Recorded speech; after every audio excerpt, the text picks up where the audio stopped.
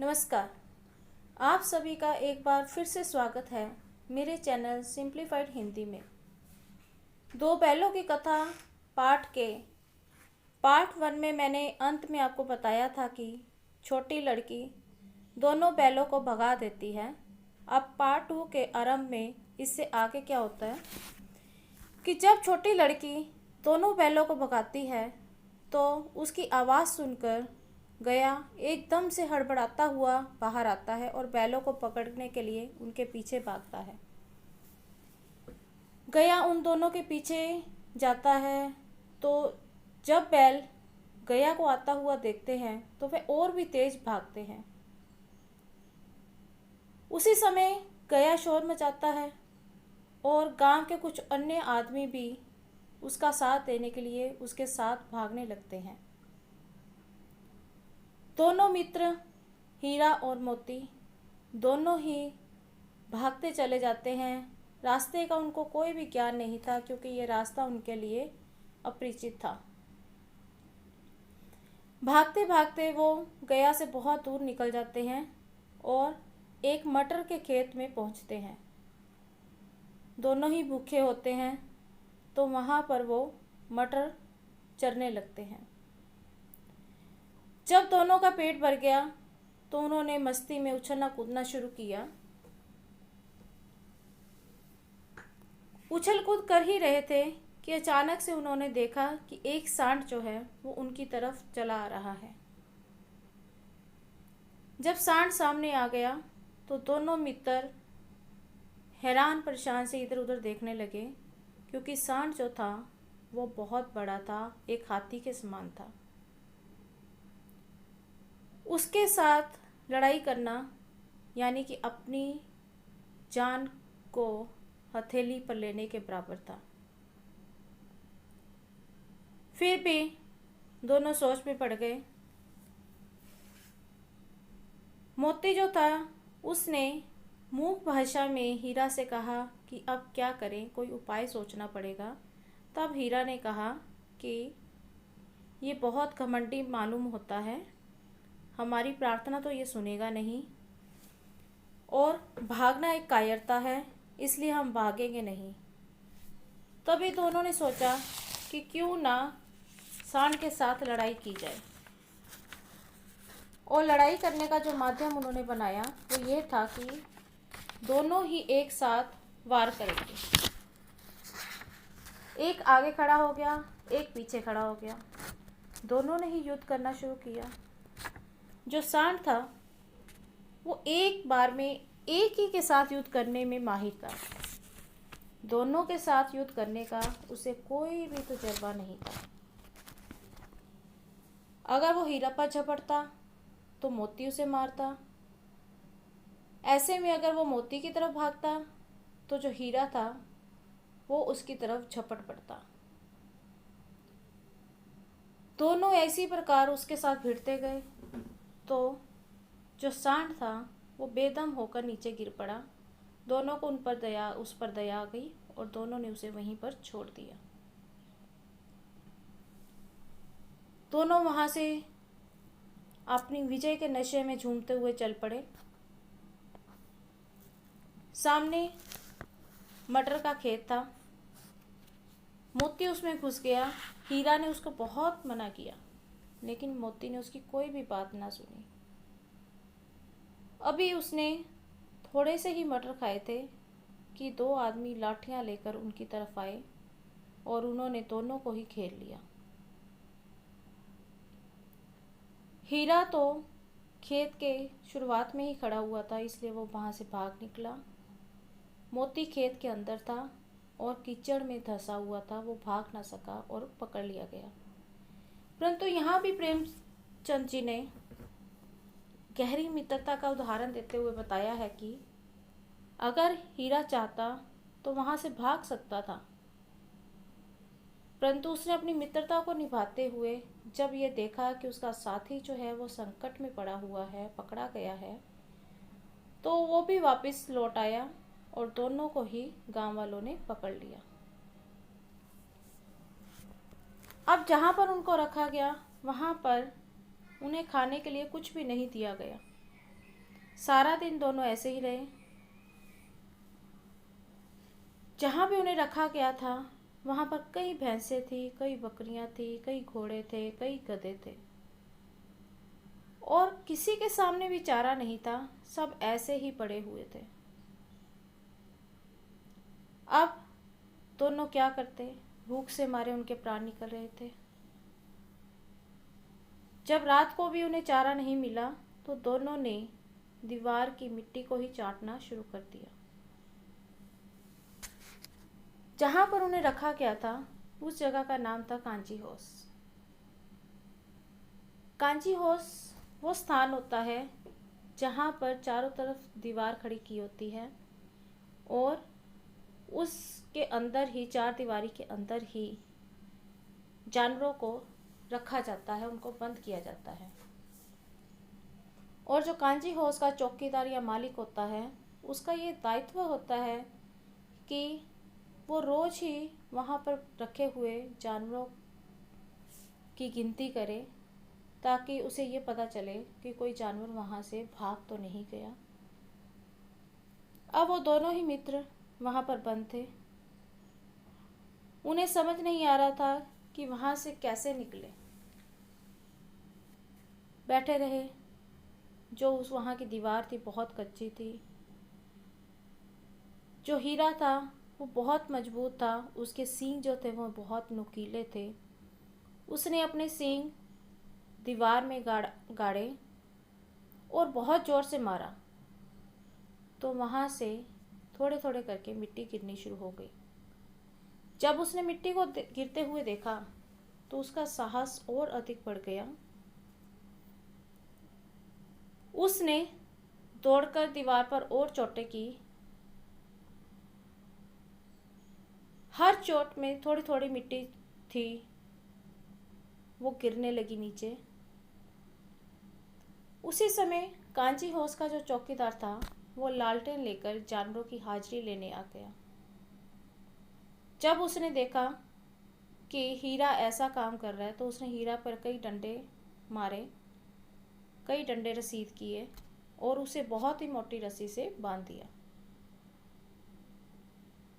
मोती ने हीरा से अपनी मूक भाषा में कहा कि मार खाने से तुम्हें क्या मिला।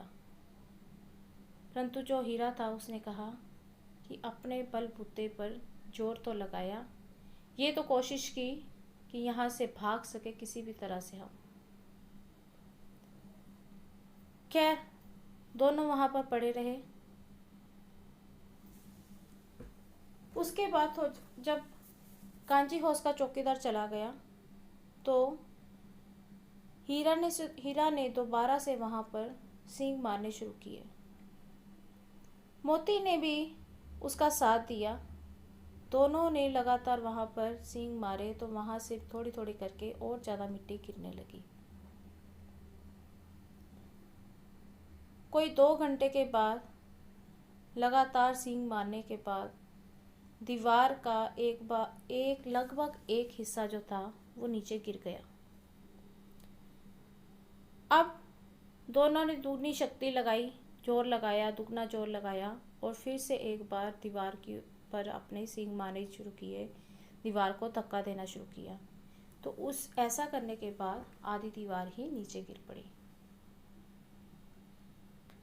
जैसे ही दीवार गिरी तब वहाँ पर पड़े हुए सभी के सभी जानवर एकदम से खड़े हो गए। लेखक लिखते हैं, दीवार का गिरना था कि अधमरे से पड़े हुए सभी जानवर चेत हो उठे। अचानक से उनके अंदर चेतना आ गई, स्फूर्ति आ गई। तीनों घोड़ियां सरपट भाग निकली, फिर बकरियां भागी, इसके बाद भैंसें भी खिसक गई, पर गधे अभी तक ज्यों के त्यों खड़े थे। हीरा ने गधों से पूछा, तुम दोनों क्यों नहीं भाग जाते? तब एक गधे ने कहा, अगर फिर से पकड़ लिया गया तो तब क्या होगा?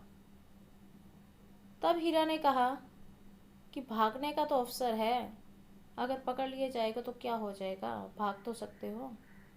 लेकिन गधे थे, उन्हें बहुत डर लग रहा था। गधे तो आखिर गधे ही हैं, उन्हें तो भागने से बहुत डर लग रहा था। ऐसा करते हुए आधी रात हो चुकी थी। दोनों गधे अभी वहीं खड़े होकर सोच रहे थे कि भागे या ना भागे, क्या करे, कैसे क्या रहे। उनकी समझ में कुछ भी नहीं आ रहा था। और जो मोती था वो अपने मित्र की रस्सियां तोड़ने में लगा हुआ था। तब जब जो हीरा था उसकी रस्सियां नहीं टूटी और मोती उसकी रस्सियों को तोड़ते तोड़ते थक गया, तब हीरा ने उसको सलाह देते हुए कहा कि मुझे यहीं पड़ा रहने दो और तुम यहाँ से भाग जाओ। हीरा की ये बात सुन के मोती की आंखों में आंसू आ गए और वो कहता है कि तुम मुझे इतना स्वार्थी समझते हो हीरा। हम और तुम इतने दिनों एक साथ रहे, आज विपत्ति में पड़ गए तो मैं तुम्हें छोड़कर अलग हो जाऊं। यहाँ पर हीरा और मोती अपनी दोस्ती का परिचय दे रहे हैं। इसीलिए जब मोती ने हीरा की भागने की बात सुनी तो मोती की आंखों में आंसू आ गए। मोती की बात कर सुनकर हीरा ने कहा कि अगर हम पकड़ लिए गए तो बहुत ज़्यादा मार पड़ेगी, सभी ये समझेंगे कि ये तुम्हारी शरारत है। परंतु मोती ने बड़े अभिमान से, बड़े ही गर्व से कहा कि जिस अपराध के लिए तुम्हारे गले में बंधन पड़ा है उसके लिए अगर मुझ पर मार पड़े तो क्या चिंता। इतना तो हो ही गया कि 9-10 प्राणियों की जान बच गई, वे सब आशीर्वाद देंगे। क्या कहना चाहता है यहाँ पर मोती कि अगर मुझे इस अपराध के लिए मार पड़ती भी है तो मुझे इसकी कोई चिंता नहीं है, कोई परवाह नहीं है। हाँ, दीवार तोड़ने से इतना तो हो गया कि 9-10 प्राणी यानी कि जो यहाँ पर जानवर बंद थे वो सारे भाग निकले और सबकी ही जान बच गई है। अब वो सब जो भागे हैं यहाँ से वो सारे मुझे आशीर्वाद देंगे। ये कहते हुए मोती ने दोनों गधों को सींगों से मार मार कर बाड़े से बाहर निकाला और आकर अपने साथी के पास सो गया। सुबह होते ही मुंशी और चौकीदार और जो वहाँ के कर्मचारी थे वो सभी वहाँ आए और उनमें एक खलबली सी मच गई। उसके बाद मोती की बहुत ज़्यादा पिटाई हुई और उसे भी हीरा के साथ मोटी रस्सियों से बांध दिया गया। लगभग 1 सप्ताह दोनों मित्र वहीं पर पड़े रहे। किसी ने भी उनके आगे चारा नहीं डाला। हाँ, दिन में एक बार उन्हें पानी जरूर दिया जाता था। चारा न मिलने के कारण दोनों बहुत ही दुर्बल हो चुके थे। इतने ज़्यादा दुर्बल हो गए थे कि उनसे उठा भी नहीं जाता था। उनकी ठठरियाँ निकल गई थी। ठठरियाँ मीन्स उनकी हड्डियाँ निकल गई थी।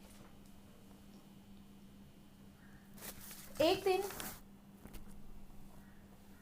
बाड़े के सामने डुग्गी बजने लगी और दोपहर होते होते वहाँ 50-60 आदमी जमा हो गए। जहाँ पर उनको रखा गया था बाड़े में, वहीं उसके सामने ही डुग्गी बजने लगी और जब तक दोपहर होती वहाँ पर 50-60 आदमी इकट्ठे हो गए थे। उसके बाद दोनों ही मित्रों को वहाँ से निकाला गया और उनकी देखभाल की जाने लगी। लोग आते, उनको देखते और मन फीका करके वहाँ से चले जाते। ऐसे मृतक बैलों को कौन खरीदार होता? ऐसे मृतक बैलों का कौन खरीदार होता? यानी कि वो बैल जो थे इतने दुर्बल हो चुके थे कि एक नज़र देखने पर वो मृतक लगते थे, जिनके अंदर कोई भी जान नहीं थी। तो अब ऐसे बैलों को कौन खरीदना चाहता था? कोई भी ऐसे बैलों को नहीं खरीदना चाहता था। सहसा एक दड़ियल आदमी, जिसकी आंखें लाल थी और मुद्रा अत्यंत कठोर, आया और दोनों मित्रों के कुल्हों में उंगली गोदकर मुंशी जी से बातें करने लगा। सहसा, अचानक एक दड़ियल आदमी, एक आदमी जिसने दाढ़ी रखी हुई थी, जिसकी आंखें लाल थी और उसके जो फेस के चेहरे के हाव भाव थे, फेस इंप्रेशन थे, वो इतने कठोर थे कि देखते हुए बनते थे। वो उन दोनों के पास आया और उसने दोनों मित्रों के कुल्हों में अपनी उंगली को मारकर देखा और जाकर मुंशी से बातें करने लगा।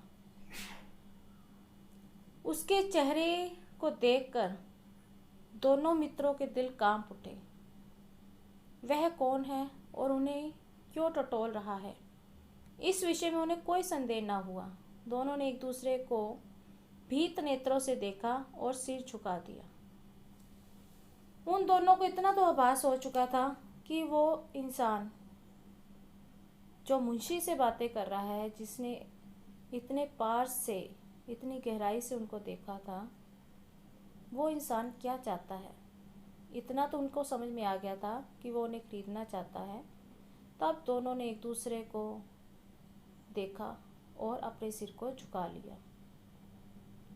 तब हीरा ने कहा, गया के घर से नाहक भागे, अब जान न बचेगी। नाहक अर्थात बेकार। हीरा कहता है कि गया के घर से बेकार में ही हम भागे हैं, अब यहाँ से तो हम बचकर नहीं जा सकते, यहाँ से हमारी जान नहीं बचेगी। तब मोती ने कहा, कहते हैं भगवान सबके ऊपर दया करते हैं, उन्हें हमारे ऊपर दया क्यों नहीं आती। हीरा कहता है, भगवान के लिए हमारा मरना जीना दोनों बराबर है। चलो अच्छा ही है, कुछ दिन उसके पास तो रहेंगे। एक बार भगवान ने उस लड़की के रूप में हमें बचाया था, क्या अब न बचाएंगे।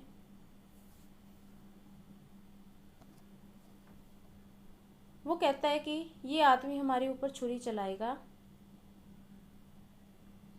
तब हीरा कहता है, कोई बात नहीं, कोई चिंता नहीं, मांस खाल सींग हड्डी सब किसी न किसी के काम आ जाएंगे। यहाँ पर क्या बातें दिखाई गई हैं कि मरने के बाद भी जानवर ये सोचते हैं कि सारे के सारे हमारे अंग किसी न किसी के काम तो आएंगे ही। दोनों की नीलामी हुई, दड़ियल ने उनको खरीद लिया। दोनों मित्र उसके साथ चल पड़े। दोनों की बोटी बोटी कांप रही थी, यानी कि उनके शरीर का हर एक अंग जो था वो कांप रहा था।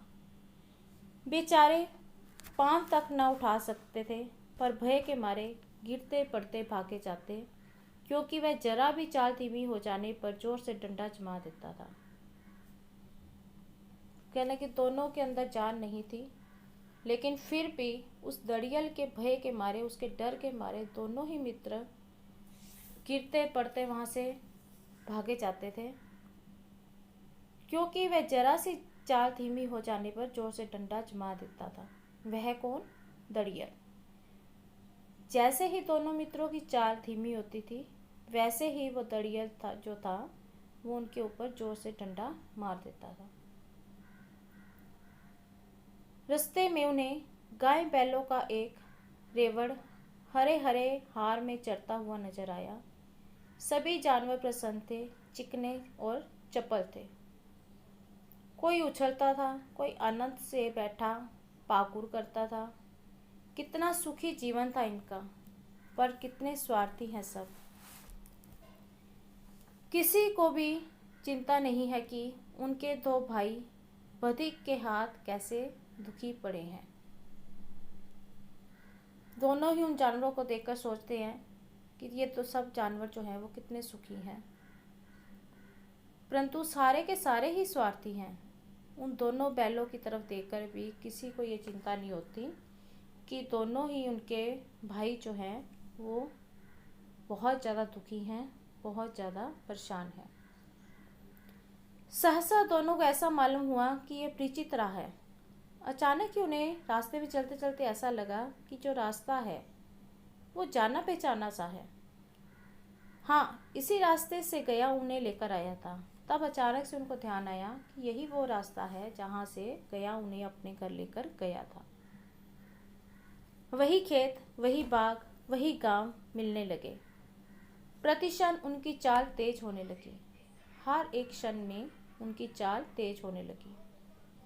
सारी थकान, सारी दुर्बलता गायब हो गई। जब उन्हें अपने ही जाने पहचाने रास्ते मिल गए, तब उनकी सारी की सारी थकान, सारी दुर्बलता गायब हो गई थी और उन्हें वही कुआं नजर आ गया जहां पर वो चलने आया करते थे। मोती ने कहा, हमारा घर नगीच आ गया। हीरा बोला, भगवान की दया है, मैं तो अब घर भागता हूँ। मोती ने कहा, ये जाने देगा? हीरा ने कहा, इसे मैं बाहर गिराता हूँ। मोती, नहीं नहीं, दौड़कर थान पर चलो, वहाँ से हम आगे ना जाएंगे। दोनों ही सलाह बनाते हैं और दौड़कर अपने घर की थान पर पहुँच जाते हैं। दोनों उन्मत्त होकर बछड़ों की भांति कुल्लेले करते हुए घर की ओर दौड़े। वह हमारा थान है। दोनों दौड़कर अपने थान पर आए गए और खड़े हो गए। दड़ियल भी पीछे पीछे दौड़ा चला आता है। दोनों ही उन्मत्त होकर, यानी कि नशे में चूर होकर, छोटे छोटे बछड़ों की भांति वहाँ से भागते हुए, उछलते कूदते हुए अपने घर की तरफ दौड़ते हैं। वह हमारा थान है। थान का अर्थ क्या होता है? पशुओं को बांधने की जगह, जहाँ पर पशुओं को बांधा जाता है। दोनों दौड़कर अपने थान, यानी जहाँ पर उन्हें बांधा जाता था, वहाँ पर आ गए और वहीं पर खड़े हो गए और उनके पीछे पीछे जो दड़ियल था वो भी आ गया। झूरी वहाँ पर बैठा हुआ धूप सेक रहा था। दोनों बैलों को देखते ही दौड़ा आया और उन्हें बारी बारी से गले लगाने लगा। मित्रों की आंखों से आनंद के आंसू बहने लगे। मित्रों की आंखों से, यानी कि हीरा और मोती की आंखों से आनंद के आंसू बहने लगे, यानी कि खुशी के आंसू बहने लगे। एक चूरी का हाथ चाट रहा था। दड़ियल ने आकर बैलों की रस्सियां पकड़ ली। उसी समय दड़ियल आया और उसने बैलों की रस्सियां पकड़ ली। झूरी ने कहा कि ये मेरे बैल हैं। तब दड़ियल ने कहा कि ये तुम्हारे बैल कैसे हैं? इन्हें तो मैंने मवेशी खाने से, नीलामी से खरीदा है। झूरी कहता है कि मैंने सोचा शायद तुमने इन्हें चुरा लिया है। अब चुपचाप यहाँ से चले जाओ, ये बैल मेरे हैं। अगर मैं इन्हें बेचूंगा तभी ये बिकेंगे और कोई भी मेरे बैलों की नीलामी नहीं कर सकता। इतना हक किसी के अंदर नहीं है कि वो मेरे बैलों की नीलामी कर सके। तब दड़ियल ने धमकी दी कि वो थाने में जाकर रपट कर देगा। रपट यानी रिपोर्ट कर देगा। झुरी ने कहा कि मेरे बैल हैं और इसका सबूत ये है कि ये दोनों ही बैल जो हैं वो आकर सीधा मेरे द्वार पर, मेरे घर पर खड़े हुए हैं। दड़ियल को गुस्सा आ गया और उसने दोनों बैलों को जबरदस्ती पकड़ा और वहां से चलने लगा। जैसे ही दड़ियल ने उनको पकड़ा, उसी समय मोती ने अपने सींग को चलाया और दड़ियल जो था एकदम से पीछे हट गया। मोती ने पीछा किया। दड़ियल आगे आगे भाग रहा था और मोती उसके पीछे पीछे भाग रहा था। जब गांव से बाहर निकल गए और वो दड़ियल रुक गया और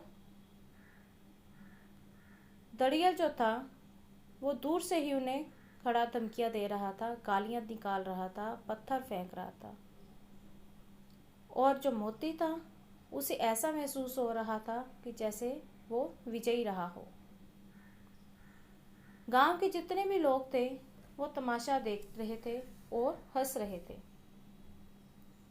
जब दड़ियल हार कर चला गया तो मोती अकड़ता हुआ लौट आया। अकड़ किस बात की थी? कि उसने उस दड़ियल के ऊपर विजय हासिल कर ली थी। हीरा ने कहा, मैं डर रहा था कि कहीं तुम गुस्से में आकर मार ना बैठो। मोती ने कहा, अगर वह मुझे पकड़ता तो मैं बेमारे ना छोड़ता, यानी कि उसको मैं मारे बिना छोड़ता ना। हीरा ने कहा, वह अब नहीं आएगा। मोती, आएगा तो दूर से ही खबर लूंगा, देखूं कैसे ले जाता है। मोती कहता है कि अगर वो आ गया तो मैं यहीं से उसकी खबर ले लूँगा, देखता हूँ वो हमें दोबारा कैसे लेकर जाता है। हीरा ने कहा, अगर हमें वो गोली मरवा दे तो मोती कहता है कि मैं मर जाऊँगा, परंतु उसके साथ कभी भी नहीं जाऊँगा। हीरा कहता है कि हमारी जान को कोई जान ही नहीं समझता, इसीलिए कि हम इतने सीधे हैं। तब हीरा कहता है कि हम सीधे सादे से हैं, इसीलिए हमारी जान की कोई भी कीमत नहीं है और कोई भी हमारी जान को जान नहीं समझता है। थोड़ी ही देर में उनके आगे खली, भूसा, चोकर और दाना आ गया और दोनों मित्र उसे खाने लगे। झुरी खड़ा दोनों को सहला रहा था, दोनों को ही वो बहुत प्यार कर रहा था और 20 लड़के तमाशा देख रहे थे। सारे गांव में उत्साह सा मालूम होता